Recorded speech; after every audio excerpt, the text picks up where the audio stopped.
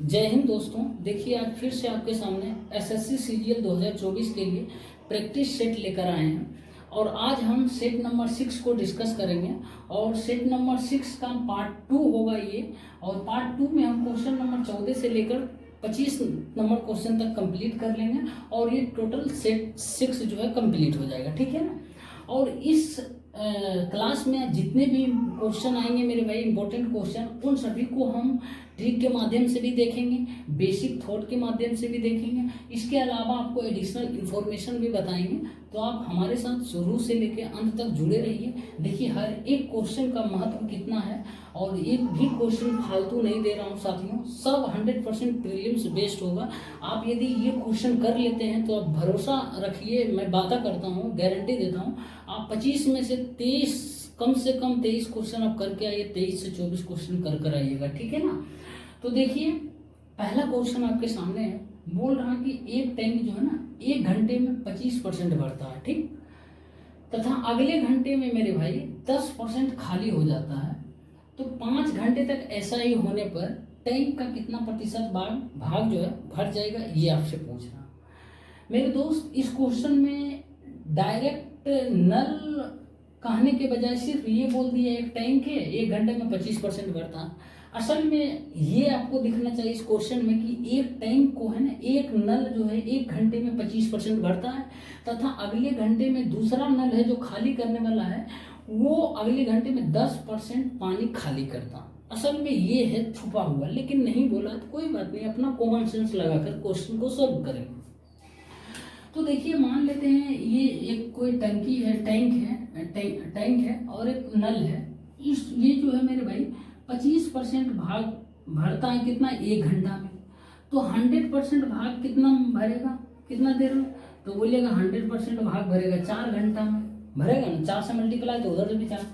अब दूसरा जो है नल है वो बोल नहीं रहा खाली करने वाला, लेकिन बोल रहा अगले घंटे में 10% खाली हो जाता है पानी, तो दूसरा नल मान लेते हैं खाली करने वाला होगा और ये मेरे भाई 10% खाली करता अगले घंटे में, मतलब अगले 1 घंटे में वो खाली करता है, ठीक है ना। अगले घंटे में बोल रहा है, ये घंटा तो भरता है, ये अगले घंटे में मतलब अगले 1 घंटे में वो 10% खाली कर रहा, तो 1 घंटा लगता, तो 100% खाली करने में उसको कितना घंटा लगेगा, तो बोलिएगा 10 घंटा लगेगा। तो यहाँ माइनस लिख देते हैं ताकि पता चले ये नल खाली करने वाला, ठीक है ना। अब देखिए नल नल एक है, नल 2 है मेरे भाई, ये किसी टंकी को 4 घंटे में भरता है और दूसरा जो है -10 यानी 10 घंटे में खाली करता है, तो बोल रहा है कि ऐसे 5 घंटे तक होता है तो टैंक का कितना प्रतिशत भाग भर जाएगा। तो हम सबसे पहले क्या करेंगे, इन दोनों का एलसीएम ले लेंगे जो कि 20 होगा, और जो एलसीएम लेते हैं मेरे भाई वो होता है जो टोटल टैंक है या हाउस है उसका कैपेसिटी होता है, उसमें कितना मात्रा अटेगा, ठीक है ना। तो मान लेते हैं ये 20 लीटर का कैपेसिटी का होगा टैंक, तो इसका इफिशियंसी निकालेंगे तो हम डिवाइड करेंगे 4 से, तो ये 5 कितना होगा, 5 लीटर, कितना है लीटर है ना, कुछ नहीं है तो कोई बात नहीं, मान लेंगे 5 लीटर बराबर भर रहा है, ठीक है ना। अब दूसरे का इफिशियंसी निकालेंगे खाली करने वाला, तो 2 की इफिशियंसी से खाली करेगा क्योंकि -10 से डिवाइड करेंगे तो -2 आ रहा है, -2 बता रहा है कि खाली करने वाला नल है, ठीक है ना। ऐसे भी टाइम के साथ ही लगा दिए। तो अब देखिए मेरे भाई क्या है ना कि पहले घंटा ये जो है, पहला घंटा मेरे भाई मैं लिख देता हूँ, पहला घंटा जो है ना, पहला घंटा ये 5 यूनिट पानी भरता है, फिर अगला घंटा जो है, अगला 1 घंटा फिर, और ये जो है मेरे भाई ये दूसरा नल खाली करने वाला जो 2 की इफिशियंसी से खाली करता है, यानी 2 लीटर खाली करता है, तो टोटल मेरे भाई 2 घंटा लग जाता है। तो ये कितना पानी भरता है, 5 भरता है, 2 खाली करता है, तो मतलब 3 लीटर भरता है पानी, ठीक है ना।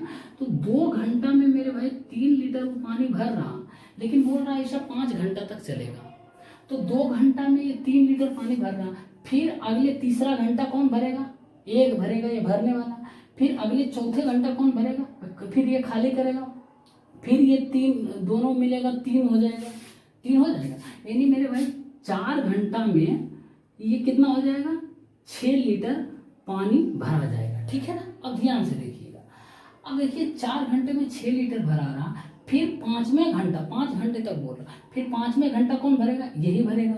अब ये कितना भरेगा मेरे भाई, ये एक और 5 यूनिट भरेगा तो 5 लीटर और भरेगा, तो 1 घंटा हो जाएगा, इधर भी 1 घंटा जोड़ दीजिएगा तो कितना होगा 5 घंटा, ठीक है ना, 5वें घंटा बोल रहा। तो 5 घंटा मेरे भाई, 5 घंटा उसको लगता है 11 लीटर यूनिट भरने, बस। अब 5 घंटे तक वो 11 लीटर भर देता पानी। अब भर जाता है, कितना प्रतिशत अब भर रहा, तो 11 भराया है मेरे भाई 5वें घंटे तक, कितना में टोटल, तो टोटल 20 कैपेसिटी था इंटू 100 कर देंगे तो कितना आ जाएगा मेरे भाई 55% आ जाएगा, कि 55% भाग जो है भर गया, ठीक है ना। कितना आराम से समझा है, बहुत ही सिंपल तरीके से बताएं साथियों। क्वेश्चन ठीक था, तरीका आपको बहुत ही सिंपल बताएं। उम्मीद करते हैं समझ आया। समझ आ रहा तो वीडियो को लाइक कर दीजिए एक बार, ठीक है ना।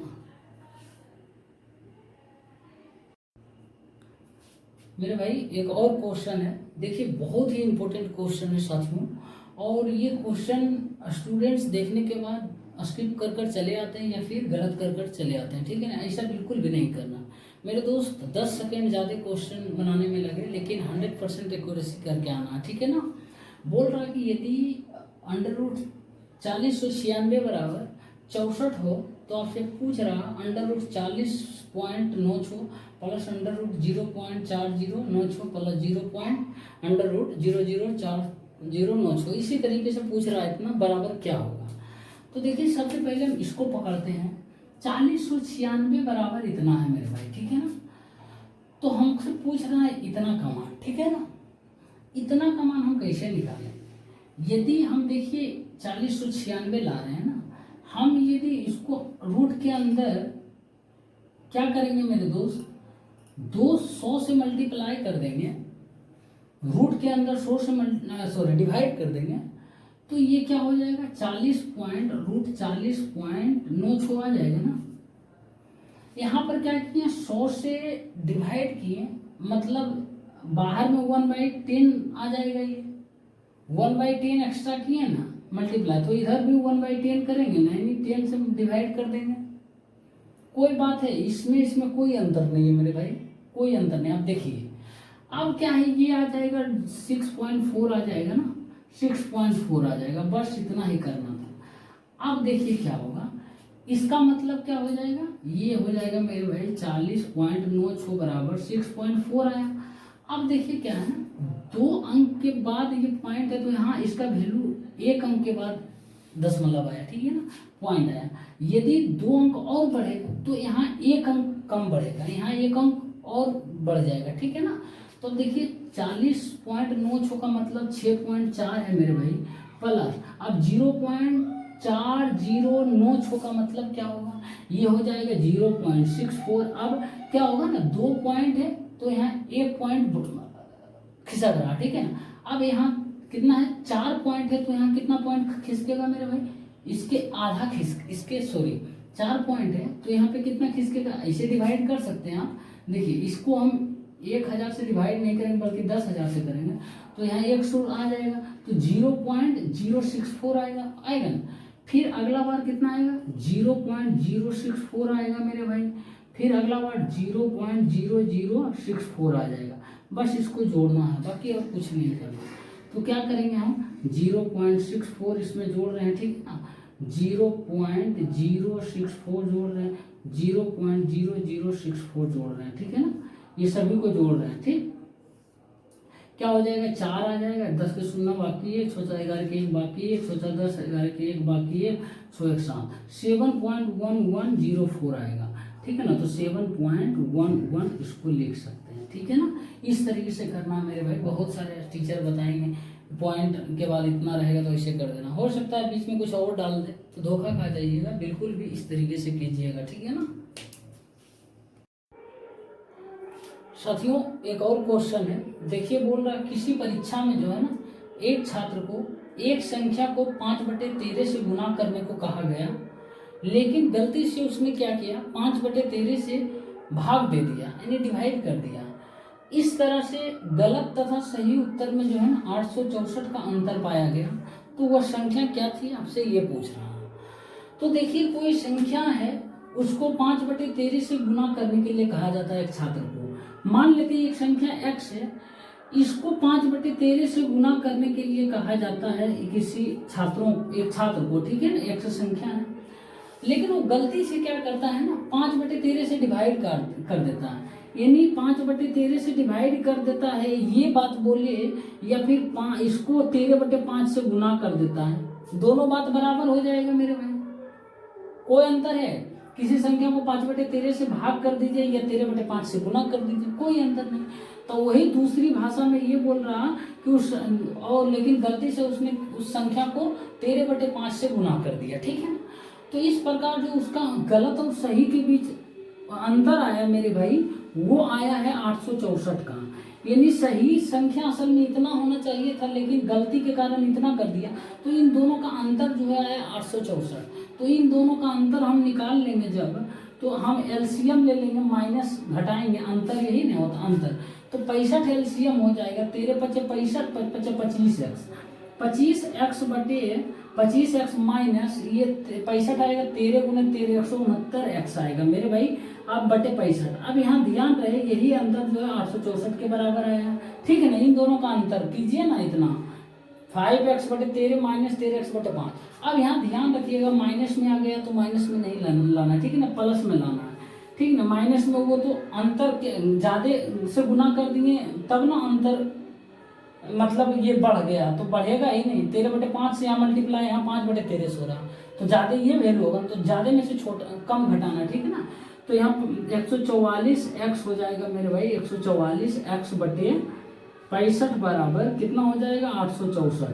तो असल में x बराबर क्या हो जाएगा, वो संख्या क्या माने थे x, तो x बराबर क्या होगा, ये 6 बार में कट जाएगा, तो 65 × 6 करेंगे, 6×5 30 के 0 बाकी 3, 6 × 36 3 39, 390 आ गया x बराबर। और x क्या माने थे, असल में एक्चुअल संख्या माने थे, ओरिजिनल संख्या x माने थे, जो कि 390 के बराबर आ गया, ठीक है ना। यही इसका आंसर होगा। जब भी ऐसा क्वेश्चन है तो इस तरीके से करिए, ज़्यादा रिस्क मत लीजिए, तुरंत क्वेश्चन बनेगा और 100% एक्यूरेसी के साथ आप बना दीजिएगा, ठीक।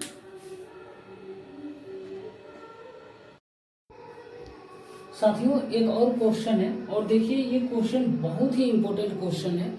इस तरीके का क्वेश्चन हमेशा पूछा जाता है। बोल रहा है कि वनस्पति तेल के मूल्य में जो है ना 20% की कमी होने से कोई व्यक्ति जो है उसकी खपत कितने प्रतिशत से बढ़ा दे कि उसका खर्च जो है ना पूर्ववत रहे, मतलब कांस्टेंट रहे, जितना पहले था उतना भी बाद में ही रहे, ठीक है ना। तो देखिए जब भी ऐसा क्वेश्चन रहे तो आप लिख लीजिए कि कोई यदि किसी वस्तु के मूल्य में x% की वृद्धि या कमी होने से कोई व्यक्ति उसकी खपत में कितने प्रतिशत से बढ़ा या घटा दे कि उसका खर्च पूर्ववत रहे, मतलब कोई वस्तु की कीमत में बढ़ता कमी होता है तो उसकी खपत कितने प्रतिशत से, एक को बढ़ाएगा, एक को कमी हो रहा दूसरा को बढ़ाएगा, तभी वो खर्च पूर्ववत रहेगा, ठीक है ना। तो अब देखिए इस क्वेश्चन को बनाने का बहुत सारा तरीका है, तो जब सबसे बेस्ट तरीका है वो मैं आपको बता रहा हूँ। बोल क्या रहा मैं मेरे भाई, कितने प्रतिशत से बढ़ा दिया जाए, ठीक है ना। तो देखिए यहाँ 20% कमी हो रहा है, एक को कमी होगा दूसरा बढ़ाने के लिए ही बोलेगा, तभी तो खर्च पूर्ववत रहेगा, या एक को बढ़ रहा है तो दूसरा कमी करने के लिए बोलेगा ही, तभी खर्च पूर्ववत रहेगा, ठीक है ना। क्वेश्चन को समझ लीजिए, पैटर्न इसका देख लीजिए। तो जितना प्रतिशत कमी हो रहा है मेरे भाई उतना लिख देना है, उसके बाद क्या बोल रहा है, कितने प्रतिशत से बढ़ा दे, बढ़ा रहा है ना, तो 100 में से मेरे भाई जितना प्रतिशत कम हो रहा है उतना घटा देना, ठीक है ना, 20% इंटू 100 कर देना है, ठीक है ना, परसेंटेज में निकल जाएगा। तो यहाँ पर क्या होगा, 20/80 × 100 हो जाएगा मेरे भाई, 25% जो है ना वो बढ़ाने पर हम खर्च जो है पूर्ववत रहेगा। ये पहला तरीका होगा आपको बताने का। फिर से बता रहा हूँ, जब भी ऐसा क्वेश्चन है, क्वेश्चन का पैटर्न आप देख लीजिए बढ़िया से ध्यानपूर्वक, कि बोल रहा है कि 20% कमी होने से, जितना बोलेगा उतना लिख देना है, उसके बाद कमी बोल रहा है ना तो 100 में से 20 घटा देना है, ठीक है ना, 100 में से 20 घटा देना। या फिर दूसरा तरीका याद करने का, कितने प्रतिशत से बढ़ा दें, बढ़ाने के सेंस में हम क्या लेते हैं, तो 100 में से 100, ये जो 20 आ रहा मेरे भाई, ये 20 है ना, इसका डिफरेंस ले लेते हैं, 80 लेंगे, ठीक है ना, 100 में से 80 लेंगे, ये 100 में से घटा देंगे। अब ये भी समझ नहीं आया तो मैं एक और तरीका बता देता हूँ। जैसे 20% कोई वस्तु के मूल्य में कमी होता है, 20% का मतलब क्या हुआ मेरे भाई, 1/5, मतलब पहले 5 मूल्य था, अब जो है उसका मूल्य 4 हो गया। तो पहले 1 किलो कोई सामान खरीदता था, मान लेते हैं 5 रुपये की दर से, पहले मूल्य इतना था 5 रुपये पर किलो, 1 किलो सामान खरीदता तो टोटल 5 रुपये उसको खर्च बैठता था। अब जो है खर्च अब बोल रहा है कि पूर्वत रहे, मतलब पहले खर्च 1 किलो होता था कोई सामान, अभी भी 1 किलो ही हो रहा है मेरे भाई, लेकिन दाम जो है ना घट गया, 5 रुपये की जगह 4 रुपया हो गया। तो अभी 1 किलो खरीदता है सामान 4 रुपये की दर से, तो कितना 4 रुपये उसको खर्चा हो रहा है। तो अब बोल रहा है कितना कोई व्यक्ति उसकी खपत कितने प्रतिशत से बढ़ा दे। पहले खपत टोटल 5 रुपया होता था, अब 4 रुपया, तो कितने प्रतिशत से बढ़ा देंगे मेरे भाई। तो इसका डिफरेंस लेंगे, बढ़ाने के सेंस में हम क्या करते हैं, बढ़ाने के सेंस में छोटा वैल्यू लेते हैं, इंटू 100 कर देते हैं, तो कितना आ जाएगा मेरे भाई 25% आ गया ना, सेम आया ना 25%। अब कुछ लोगों के मन में ये भी सवाल होगा, भाई हमको ये भी नहीं पता है, ये भी नहीं समझ आया, तो और एक मेथड बताता हूँ। देखिए मेरे भाई वीडियो को लाइक कर दीजिएगा, ठीक है। अब देखिए ये भी नहीं समझ आया, तीसरा मेथड मैं आपको बता रहा हूँ। मान लेते हैं कोई वनस्पति तेल के मूल्य पहले 100 रुपये पर केजी था, ठीक है ना, और वो पहले 1 केजी तेल खरीदता था वनस्पति का, ठीक है ना, 100 रुपये किलो था और 1 किलो तेल खरीदता था, तो उसको खर्चा कितनी टोटल बैठता था मेरे भाई 100 रुपये बैठता था ना। अब जो है मेरे भाई, अब जो है 20% कमी आ जाता है तेल के मूल्य में, तो 20% की कमी 100 रुपया था पहले, 20% की कमी हो जाएगा तो कितना हो जाएगा मेरे भाई 80 रुपया हो जाएगा। अब बोल रहा है कि उसका खर्च पूर्वत रहे, मतलब खर्च पहले 1 किलो होता था वनस्पति तेल खरीदता था, अभी भी 1 केजी ही खरीद रहा, तो उसको कितना पैसा अभी पे करना पड़ेगा। तो बोलिएगा 80 रुपये देता है तेल, 1 किलो लेंगे तो 80 रुपये अभी खर्च करना पड़ रहा है। अब बोलता है पहले 100 रुपये खर्च करता था, अब 80 रुपये खर्च कर रहा, तो उसको जो है उसकी खपत कितने प्रतिशत से बढ़ा दे कि खर्च जो पूर्वत रहे। तो खपत कितने प्रतिशत से बढ़ाएगा, यही जो खर्च नया हो रहा इसको कितना प्रतिशत से बढ़ाएंगे ताकि पूर्वत रहे, खर्च मतलब 100 ही रहे, तो इसमें से कितना परसेंट बढ़ाएंगे, अंतर ले लेंगे सीधे मेरे भाई, 20 का अंतर होगा। आप बढ़ाने के सेंस में वही 80 नीचे, छोटा वैल्यू नीचे लेंगे, इंटू 100 कर देंगे, तो ये भी 25% आएगा। आप कर देखिए, ठीक है ना, 25% आएगा। इस तरीके से आप कर सकते हैं। देखिए जब आपको कॉन्सेप्ट पता है ना, तो एक ही क्वेश्चन को आप कई तरीके से आप सोल्व कर सकते हैं, ठीक है ना। जरूरी नहीं ट्रिक के माध्यम से, जरूरी नहीं बेसिक, जैसा आपको लगे उचित, बस आपको बनना चाहिए एग्जाम हॉल में फाइनल, ठीक है ना। कोई मतलब नहीं 2 मिनट लगे, 4 मिनट लगे या 2 सेकंड लगे, ठीक है ना। फाइनली मेरे भाई 25 में 25 क्वेश्चन बना कर आना है, मेन मकसद ये होना चाहिए, ठीक है। कैसे बने, जैसे ऑप्शन मेथड, पुटिंग वैल्यू, जो भी बने हमको नंबर चाहिए, ठीक है ना। हमको विद्वान नहीं बनना, बस एग्जाम क्वालिफाई करना, नौकरी लेना, ठीक है ना। उम्मीद करते हैं समझ आया होगा। समझ आया मेरे भाई वीडियो को लाइक ठोको, ठीक है ना, और शेयर कर दो। साथियों एक और क्वेश्चन है आपके सामने, बहुत ही लंबा चौड़ा देखने में लग रहा, लेकिन ये उतना ही शॉर्टकट में बनेगा, देखिए जितना आप उम्मीद नहीं कर सकते हैं। बोल रहा है कि किसी परीक्षा में जो है ना 3 प्रश्न थे, जिसमें से प्रत्येक प्रश्न का पूर्णांक जो है 120 था, ठीक है ना। रमेश जो एक परीक्षार्थी था, उसने प्रथम तथा द्वितीय प्रश्न में जो है ना क्रमशः 60% तथा 70% अंक प्राप्त किया, ठीक।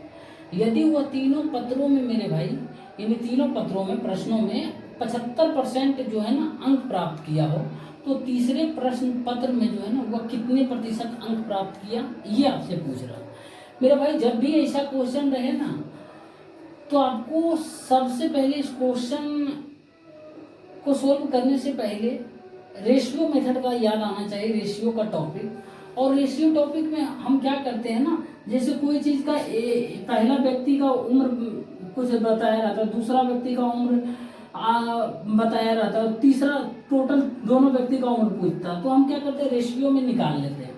उसी तरीके से देखिए हम ये करेंगे इस क्वेश्चन को सॉल्व। अब देखो मेरे भाई प्रत्येक प्रश्न का पूर्णांक 120 है ना, इसका हम यूज भी नहीं करेंगे, क्वेश्चन बन जाएगा। तो देखिए 3 प्रश्न है, पहला प्रश्न है, दूसरा प्रश्न है, ये तीसरा प्रश्न है, टोटल 3 प्रश्न है, ठीक है ना, टोटल 3 प्रश्न है, कुल 3 प्रश्न है, ठीक है ना, 3 प्रश्न कुल है, ये कुल है, ठीक है ना। तो अब देखिए बोल रहा है प्रथम तथा द्वितीय प्रश्न में 60% तथा 70% अंक प्राप्त किया, तो इसमें मेरे भाई 60% ये अंक प्राप्त करता है, दूसरा में जो है 70% अंक प्राप्त करता है, तीसरा में हमको नहीं पता, वो यही पूछ रहा तीसरे प्रश्न पत्र में कितने प्रतिशत अंक प्राप्त करता है, तो मान लेते हैं X% अंक प्राप्त करता है, ठीक है ना। तो अब देखिए मेरे भाई, अब टोटल में बोल रहा है ना कि टोटल वो तीनों पत्रों में, यानी तीनों पेपर में वो 75% अंक प्राप्त करता है, ठीक है ना, 75% अंक प्राप्त करता है। अब यहाँ पर ध्यान देने वाली बात है मेरे भाई, यहाँ पर आंख बंद करके क्या होगा, 1 2 3 होगा या 1 1 1 होगा। तो यहाँ ध्यान दीजिएगा, प्रश्न पेपर एक ही अपने आप में एक होगा, ठीक है ना, ये एक होगा, ये भी एक और प्रश्न पत्र होगा, ये भी एक और प्रश्न पत्र होगा मेरे भाई। टोटल कितना प्रश्न पत्र होगा, तो 3 हो जाएगा, ठीक है ना। तो अब तीनों को देखिए हम रेशियो मेथड से निकालते हैं, तो इसको मल्टीप्लाई कर देते हैं, सभी को मल्टीप्लाई कर देंगे मेरे भाई, ठीक है ना, इसको भी मल्टीप्लाई कर देंगे। टोटल कितना आ जाएगा यहाँ, तो 60 हो जाएगा, उसके बाद प्लस 70 हो जाएगा, फिर प्लस x% हो जाएगा, ठीक है ना। आप देखिए यहाँ पर परसेंट लिख भी सकते हैं, नहीं भी लिख सकते हैं, कोई जरूरी नहीं है, आपके ऊपर डिपेंड है।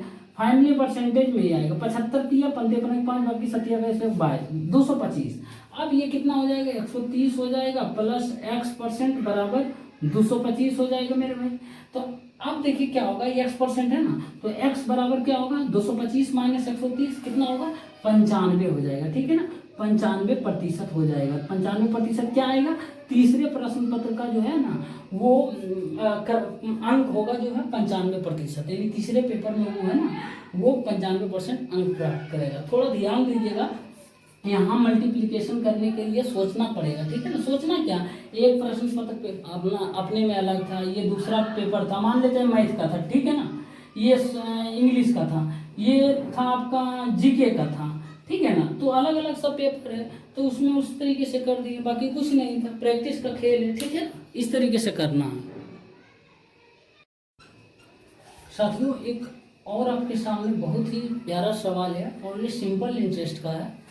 देखिए बोल रहा है, कोई राशि जो है ना साधारण ब्याज की दर से 3 वर्षों में जो है ना 2800 रुपया तथा 5 वर्षों में जो है 3000 रुपया हो जाती है, वह राशि तथा वार्षिक दर प्रतिशत क्या है, ये आपसे पूछ रहा हूँ।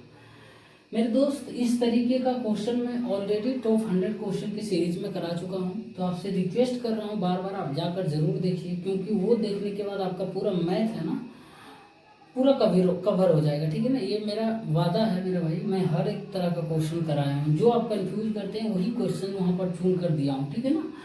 तो देखिए, जब भी ऐसा क्वेश्चन रहे मेरे भाई, मैं फिर से पॉइंट लिखा देता हूँ इस तरीके का क्वेश्चन का, कि कोई राशि साधारण, लिख लीजिए, कोई राशि साधारण ब्याज की निश्चित दर से जो है T1 वर्ष में मिश्रधन A1 होता है तथा T2 वर्ष में मिश्रधन A2 होता है, तो वह राशि तथा वार्षिक दर कैसे निकालना है, ये आपके सामने वो फॉर्मूला लिखने वाला हूँ। तो लिखना है T1 वर्ष का ब्याज, ठीक है ना, T1 वर्ष का ब्याज यहाँ हो जाएगा, मतलब T1 मतलब 3 हो जाएगा, T1 यही ना, T1 वर्ष का ब्याज यानी 3 वर्ष का ब्याज हो जाएगा। मिश्रधन का अंतर मेरे भाई हो जाएगा A2 माइनस A1 अपॉन मिश्रधन का अंतर बटे समय का अंतर, यानी T2 minus T1 multiplied by T1 हो जाएगा, T1, ठीक है ना, T1 हो जाएगा, मतलब T1 वर्ष का ब्याज निकाल रहे हैं, T1 वर्ष का ब्याज होगा, ठीक है ना, T1 वर्ष का ब्याज, ठीक है ना। तो इतना हो जाएगा। अब देखिए हम क्या करेंगे, A2 माइनस A1, A2 कितना हो जाएगा मेरे भाई 3000 माइनस A1 कितना हो जाएगा 2800, ये मिश्रधन ही तो है, बट T2 माइनस T1, तो T2 कितना है 5 माइनस 3 बराबर क्या हो जाएगा, मैं लिख देता हूँ 5 माइनस 3 इंटू T1 कितना हो जाएगा 3 हो जाएगा।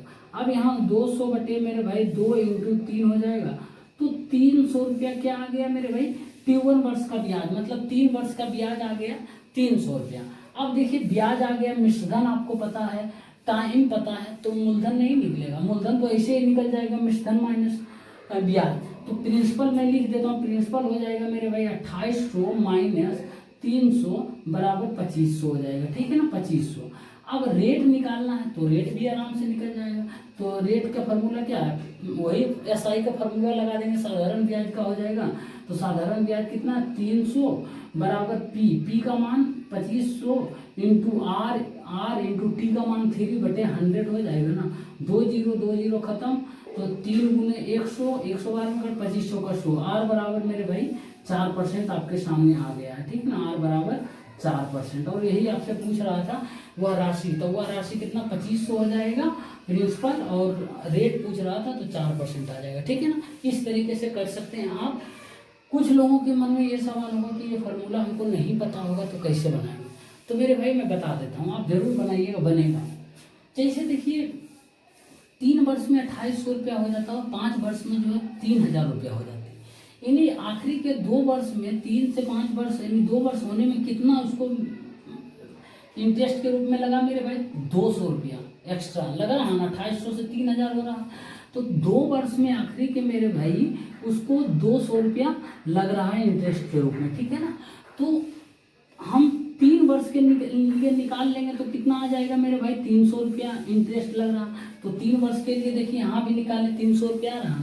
अब 3 वर्ष के लिए इसलिए निकाली क्योंकि 3 वर्ष का यहाँ हमको अमाउंट दिया हुआ है, अमाउंट 3 वर्ष का दिया है।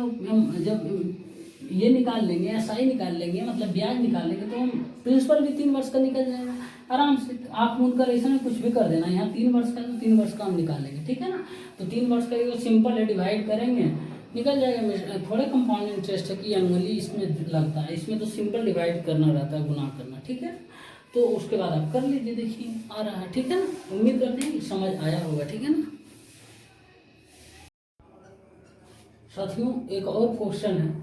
देखिए बोल रहा कि एक कार्यालय में जो है ना ऑफिसर की संख्या को जो है 11:9 के अनुपात में कम कर दिया जाता है, तथा प्रत्येक ऑफिसर के वेतन को जो है 12:19 के अनुपात में जो है ना वो बढ़ा दिया जाता है।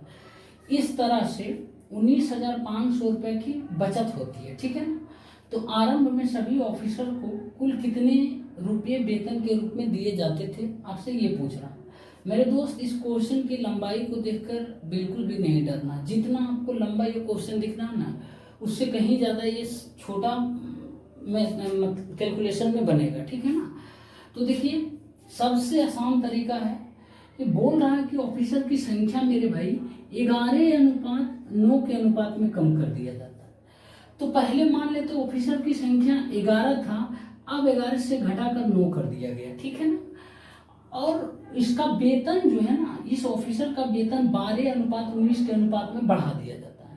तो पहला वेतन, पहले ऑफिसर की संख्या लिख देता हूँ। ठीक है ना, ऑफिसर की संख्या, ऑफिसर की संख्या। ठीक है ना, संख्या।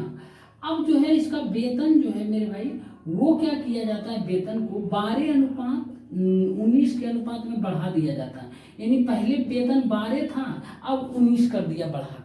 तो देखिए, तो टोटल पहले वेतन कितना था, तो 11 कर्मचारी था और पहले वेतन 12 था, तो अब टोटल कितना वेतन हो जाएगा मेरे भाई, 11 गुने 12 हो जाएगा।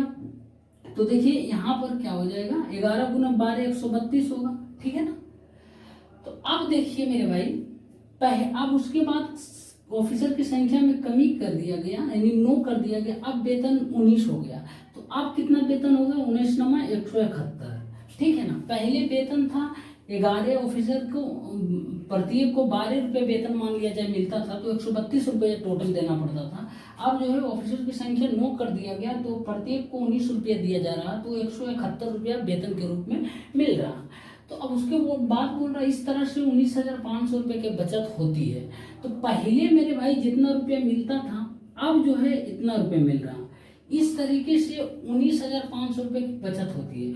तो इसके अंतर को ही बोल रहा है कि 19,500 रुपये की बचत होती है।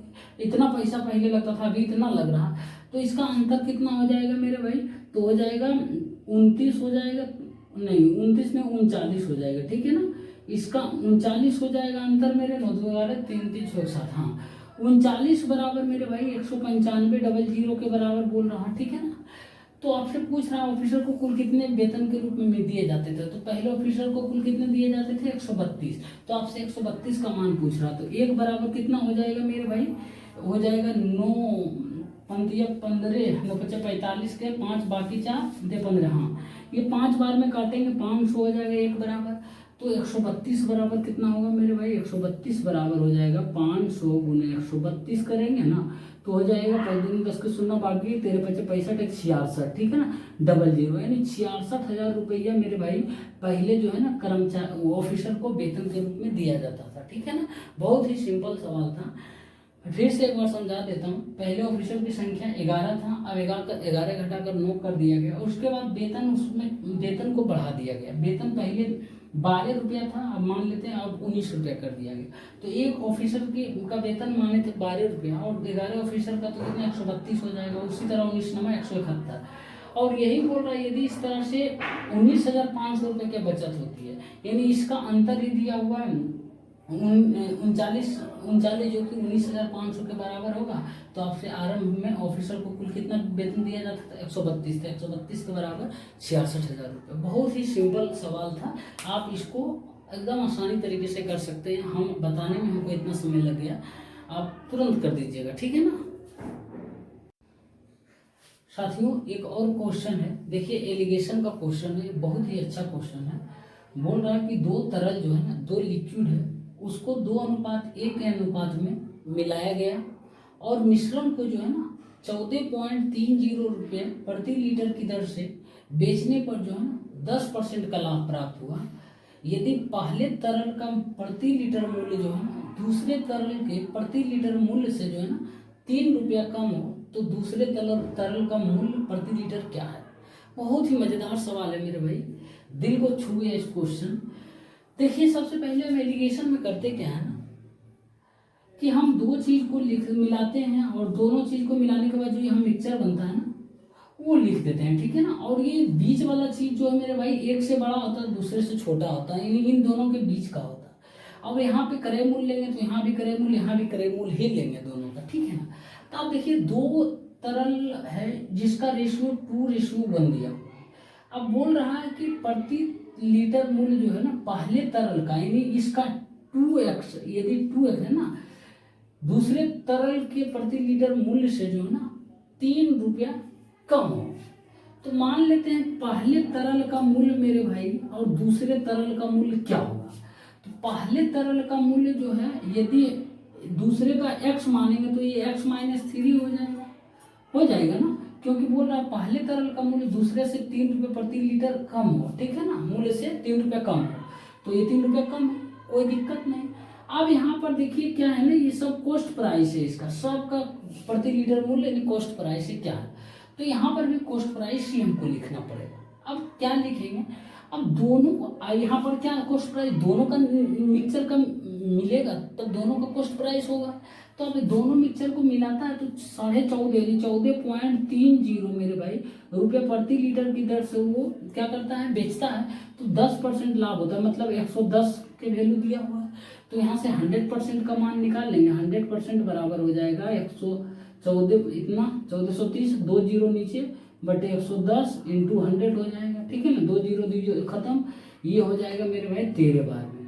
तो इसका दोनों मिक्सचर का जो होगा ना मेरे भाई, लिख देता हूँ M1 + M2 का जो CP होगा मेरे भाई, ये 13 रुपये प्रति लीटर होगा, ठीक है ना। तो 13 रुपये यहाँ लिखाएगा दोनों मिक्सचर का CP, बाकी पहले मिक्सचर का CP क्या है, दूसरे मिक्सचर से 3 रुपये कम, बस।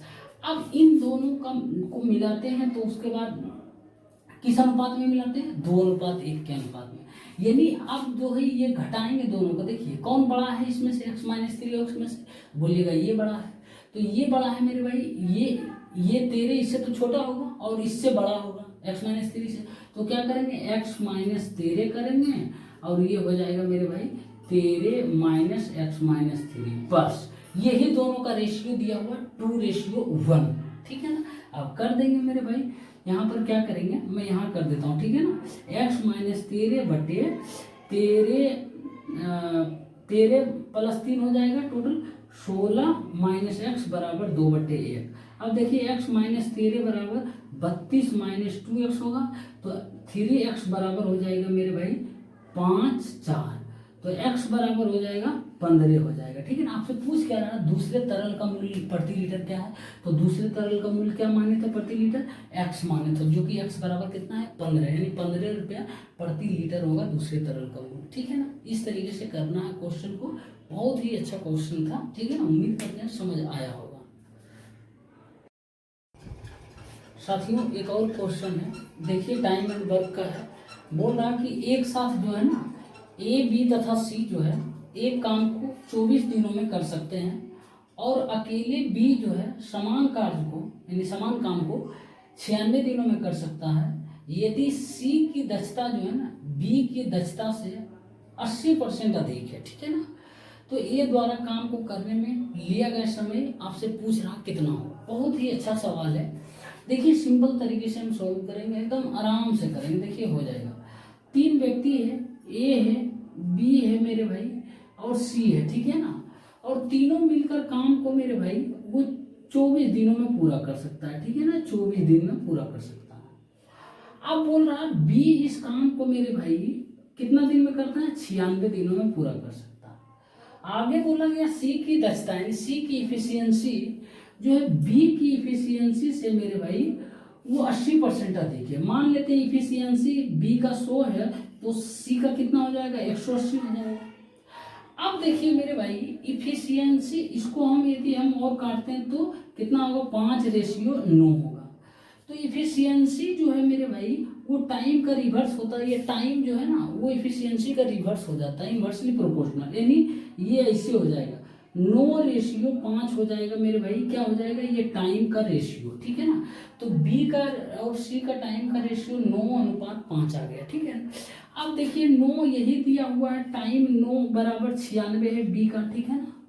तो मेरे भाई सी का कितना हो जाएगा, तो सी का यानी 5 बराबर कितना हो जाएगा, 96/9 गुने 5 हो जाएगा। 3 तिया 9, 32 तिया 96, तो 32 बचे 160/3, यानी जो है सी मेरे भाई वो 160/3 दिन में पूरा करता है इस काम को, ठीक है ना। समझ में आया। यहाँ पर हम सी का निकाल लिए हैं टाइम, ठीक है ना। अब देखिए हम क्या करेंगे, ए के द्वारा काम पूछ रहा कितने समय लगेगा। अब बी और सी का आ गया है दिन, सी का निकल जाएगा, सब्ट्रैक्ट कर देंगे इससे। अब देखिए मेरे भाई इसको अब लेकर चलिए, ठीक है ना। अब क्या करेंगे, हम एलसीएम ले लेंगे। तो देखिए 24, 96 और 160/3 का हम एलसीएम लेंगे तो क्या होगा, 24 और 96 का एलसीएम 96 ही होता है। 96 160 का एलसीएम लेंगे, 16 गुने 6 यानी 16 गुने 10 होता है, 16 गुने 30 हो जाएगा। 16 गुने 30 16 48, 480 इसका एलसीएम हो जाएगा मेरे भाई, ठीक है ना। एलसीएम आप ले लीजिए। अब देखिए इसका इफिशियंसी कितना हो जाएगा इन ए प्लस बी प्लस सी का, तो बोलिएगा 20 हो जाएगा। बी का इफिशियंसी कितना हो जाएगा मेरे भाई, तो ये हो जाएगा 5 हो जाएगा, ठीक है ना। और सी का इफिशियंसी कितना हो जाएगा मेरे भाई, तो 9 हो जाएगा, ठीक है ना। इसको डिवाइड करते हैं, टोटल वर्क ये मान लेते हैं, जो एलसीएम आता है ना टोटल वर्क मान लेते हैं, और टोटल वर्क में से टाइम को जब डिवाइड करते हैं तो इफिशियंसी निकलता है। तो 480/160/3 करेंगे तो हो जाएगा मेरे भाई कितना हो जाएगा, 3 या 9 हो जाएगा, ठीक है ना। अब देखिए बोल रहा है ये द्वारा काम कितना लग रहा है, तो देखिए ए प्लस बी प्लस सी का इफिशियंसी मेरे भाई 20 है, बी का इफिशियंसी 5 है और सी का इफिशियंसी 9 है। तो हम देखिए बी और सी का इफिशियंसी घटा देंगे टोटल में से, ए प्लस बी प्लस सी में से बी और सी का इफिशियंसी घटा देंगे तो ए का इफिशियंसी आ जाएगा। तो ए का इफिशियंसी कितना आएगा मेरे भाई, तो 20 माइनस ए प्लस बी टोटल में से ए बी और सी का घटाएंगे तो 9 5 + 9 मतलब ये 14 हो जाएगा। तो 20 - 14 बराबर 6 इफिशियंसी किसका आया, ए का आया। अब 6 इफिशियंसी आया तो कितना दिन में काम करेगा, ए बराबर हो जाएगा 480/6 मतलब 6 × 48 80 डेज हो जाएगा, ठीक है ना। ये जो है 80 दिन में इस काम को पूरा करेगा, ठीक है ना। इस तरीके से क्वेश्चन को बनाया जाता है। और देखिए मेरा पर्पस यहाँ पर जो दे दिया सी और बी के बीच रिलेशन, बस यही से क्वेश्चन क्लियर हो गया कि हमको सी का टाइम भी मिल गया यहाँ से, ठीक है ना। इस तरीके से कीजिएगा। और भी आएगा क्वेश्चन, बहुत सारा अलग अलग तरह का आएगा, तो हड़बड़ाना नहीं। आपको मेरा वादा है, बोले ना हर एक क्वेश्चन आपको डीपली में बताएंगे और याद करवा देंगे मेरे भाई। आप गारंटी 23 से 24 क्वेश्चन कर आइएगा, ठीक है ना। तो वीडियो को लाइक कर दीजिए थोड़ा। साथियों एक और क्वेश्चन है, देखिए बोल रहा कि एक बर्तन में जो है ना वो 680 लीटर दूध है, ठीक है ना। बर्तन से 40% तरल बाहर निकाला जाता है, यानी दूध को निकाला जाता है बाहर, और उसे पानी से प्रतिस्थापित किया जाता है। मतलब दूध हटाया जाता है, उस 40% हटाया जाता है, उसकी जगह 40% पानी डाल दिया जाता है, ठीक है ना। तो यह प्रक्रिया 2 अतिरिक्त बार यानी 2 बार और दोहराई जाती है यानी की जाती है, तो मिश्रण में दूध की नई मात्रा कितनी है। मेरे भाई जब भी ऐसा क्वेश्चन रहे तो मैं दो तरीका बता रहा हूँ, एक आपको फार्मूला बता दूंगा और दूसरा आपको जो है ना बेसिक थॉट है ना जो आप कभी नहीं भूलिएगा, जिसको रामबाण के रूप में, ब्रह्मास्त्र के रूप में आप रखिएगा अपने पास। देखिए मेरे भाई, 40% बाहर निकाला जाता है, 40% बाहर निकाला जाता है, मतलब छोड़ा कितना जाता है मेरे भाई, 60% छोड़ा जाता है, ठीक है ना।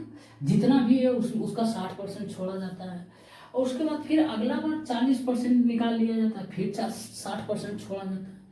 तो ये मेरे भाई दो अतिरिक्त बार किया जाता है। पहला बार तो किया ही, इतना निकाला ही, फिर दो बार और करता है, मतलब टोटल 3 बार करता है। ये ध्यान रखिएगा, या फिर क्योंकि दो अतिरिक्त बार बोलेगा ना, तो दो अतिरिक्त यहाँ हुआ, एक बार वहाँ भी निकाला, टोटल 3 बार हुआ। यदि सिर्फ रहता 2 बार किया जाता तो 2 बार ही लिया, लेकिन बोल रहा अतिरिक्त बार, 2 अतिरिक्त बार। यहाँ पे थोड़ा सा खतरनाक है, सोचने वाली बात है, ठीक है, ध्यान से।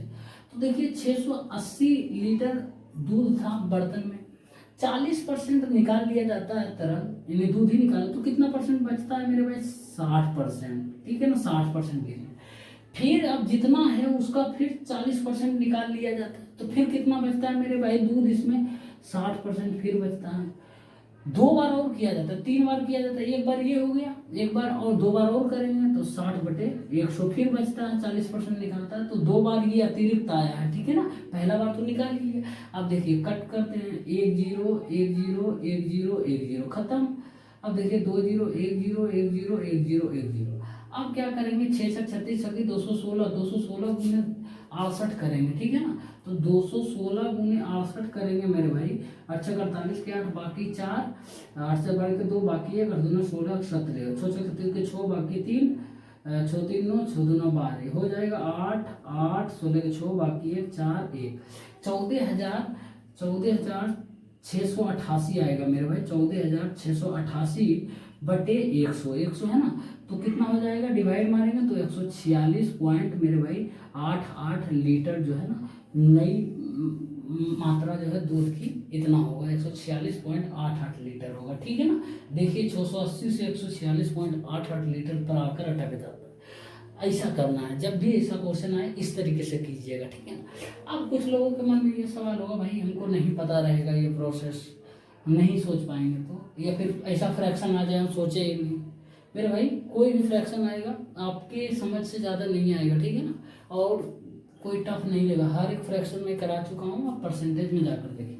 दूसरा तरीका है ना, दूध, जब भी ये क्वेश्चन ऐसा रहे ना, तो शेष दूध की मात्रा का फॉर्मूला होता है, मैं लिख देता हूँ, शेष दूध की मात्रा का फॉर्मूला, शेष दूध की मात्रा होता है मेरे भाई, होता है टोटल जो मात्रा था पहले, कुल मात्रा लिखिएगा, यहाँ लिख देता हूँ नहीं हटेगा, कुल मात्रा मेरे भाई, कुल मात्रा इंटू 1 माइनस पहली बार हटाई गई मात्रा, पहली बार हटाई गई मात्रा, ठीक है ना, हटाई गई मात्रा, ठीक है ना, अपॉन इसमें बटे करना, ठीक है ना, इसमें बटे करना, सिर्फ मात्रा बटे कुल मात्रा, ठीक है ना, कुल मात्रा। अब इस पर पावर कर देना टोटल पे n। अब यहाँ पर n कितना बार होगा मेरे भाई, n जितना बार हटाया जाएगा, तो n का मान यहाँ पे कितना होगा, 3 होगा, 2 नहीं होगा, 2 अतिरिक्त बार यहाँ हटाया जाता है, एक बार और हटाया जाता है, टोटल 3 बार होगा, तो n के मान यहाँ पर 3 बैठाना है, ठीक है ना, ध्यान रखिए। इस तरीके का फॉर्मूला है, आप याद कर सकते हैं चाहे तो, ठीक है ना, नहीं तो ये प्रक्रिया अपनाइए, ठीक है ना। मैं चाहता हूँ, मेरा एडवाइस है आप ये प्रोसेस याद रखिए, हो सकता है वहाँ पर कंफ्यूज कर जाइएगा, ठीक है ना। साथियों एक और आपके सामने बहुत ही मजेदार सवाल है, देखिए बोल रहा है यदि 2x minus 4y into 4x² plus 8xy plus 16y² बराबर 4a into x³ minus by³ है, तो आपसे पूछ रहा है a plus b minus ab के मान क्या हो। बहुत ही अच्छा क्वेश्चन है। देखिए आपको करना क्या, जब भी ऐसा क्वेश्चन रहे, ये चीज आपको दिख रहा है, कुछ तो दिख रहा होगा मेरे भाई, आप ध्यान से देखिए, a minus B into a² plus b² plus ab का फॉर्मूला यहाँ दिख रहा है ना मेरे भाई, दिख रहा है, देखो a माइनस बी, a मान लिए 2x, b मान लिए 4y इंटू a² 2x का स्क्वायर 4x² प्लस ab हो जाएगा प्लस a इंटू बी, तो तो 2x इंटू 4y बराबर 8xy plus A B plus B square plus 4y का होल स्क्वायर मतलब 16y का स्क्वायर 16y स्क्वायर बराबर उतना है, ठीक है ना। अब हम क्या, ये क्या होता है मेरे भाई, मैं लिख देता हूँ a minus B into A square plus B square या तो फिर A square plus A B plus B square, ये होता है मेरे भाई A cube minus B cube का फॉर्मूला होता है, ठीक है ना, ये याद रखिएगा, ठीक है ना। तो देखिए ए क्यू माइनस बी क्यू का फॉर्मूला होता है, ए क्यू क्या हो जाएगा 2x का क्यू हो जाएगा 2x का क्यू माइनस 4y का क्यू हो जाएगा, ठीक है ना। ए क्यू माइनस बी क्यू लिख सकते हैं इतना को, बराबर बराबर है तो बराबर 4, अब मल्टीप्लाई कर देते हैं 4 ए क्यू मेरे ए एक्स क्यू हो जाएगा मेरे भाई 4 A X cube minus 4 A B Y cube, बस हो गया। अब कंपैरिजन कर देना, यहाँ पर क्या हो जाएगा 8x Q minus 64y Q बराबर 4ax Q minus 4ab Q, बस। अब कंपैरिजन कर देना, a और b का मान निकल जाएगा और ab का, ठीक है ना। अब यहाँ पर देखिए क्या होगा ना, यदि एक्स क्यू को एक्स क्यू से कंपैरिजन करते हैं तो क्या हो जाएगा मेरे भाई, यहाँ पर हो जाएगा 8 बराबर हो जाएगा 4a हो जाएगा, तो a बराबर कितना होगा मेरे भाई 2 हो जाएगा, ठीक है ना, a बराबर 2 हो जाएगा। अब देखिए वाई क्यू को वाई क्यू से कंपैरिजन करते हैं तो क्या हो जाएगा मेरे भाई, मैं यहाँ लिखता हूँ, ठीक है ना, उम्मीद करता हूँ दिख रहा होगा मेरे भाई।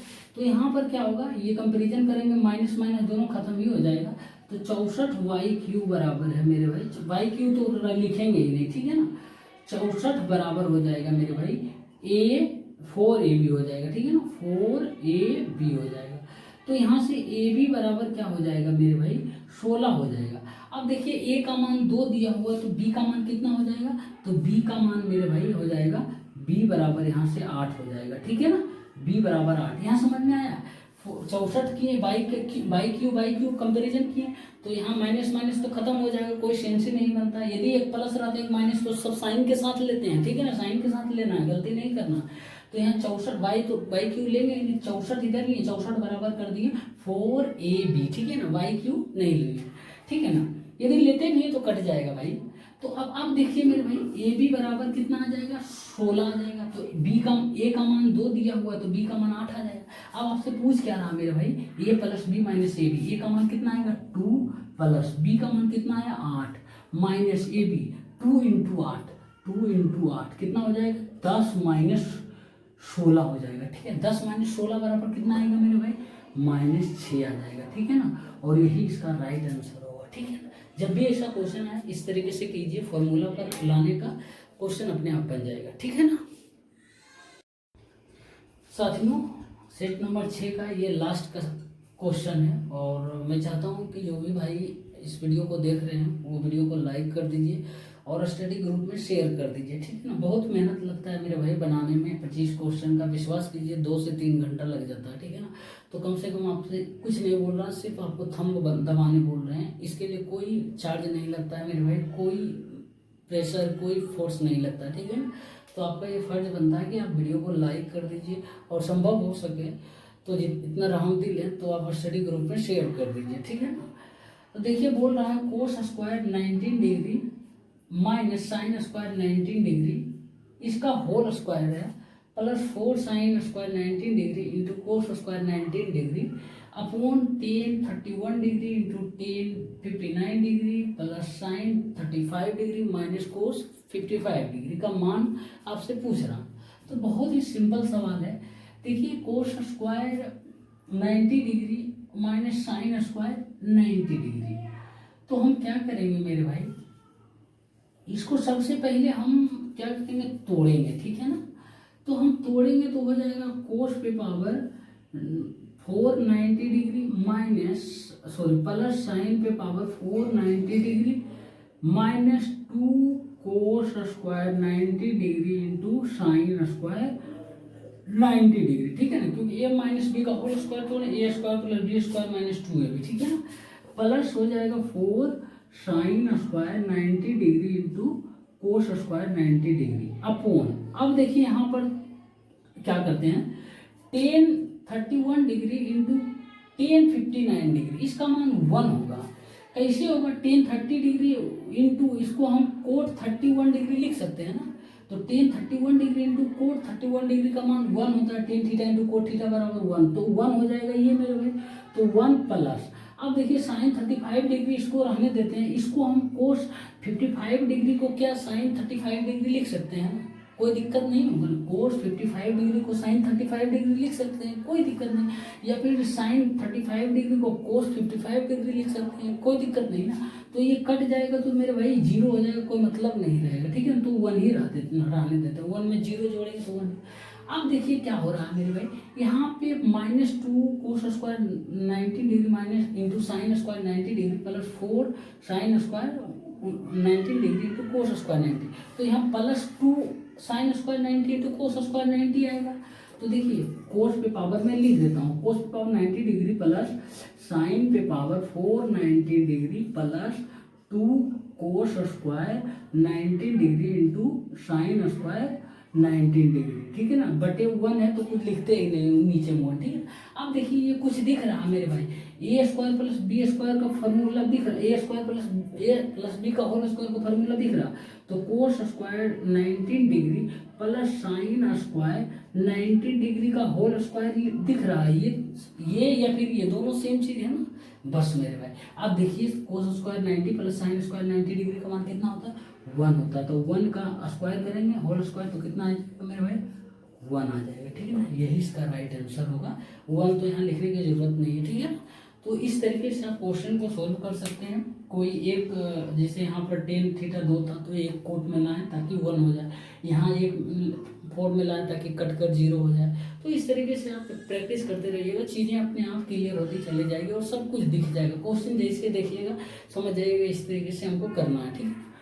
साथियों उम्मीद करते हैं आज के सेट नंबर 6 में आपको जितना भी समझाएं, 25 क्वेश्चन बताए हैं, वो सभी के सभी समझ आया होगा और आपके लिए बेनिफिशियल काफ़ी होगा मेरे भाई। आप हम पर भरोसा रखो, ठीक है ना। मैं इस चीज़ से गुजर चुका हूँ, ठीक है ना।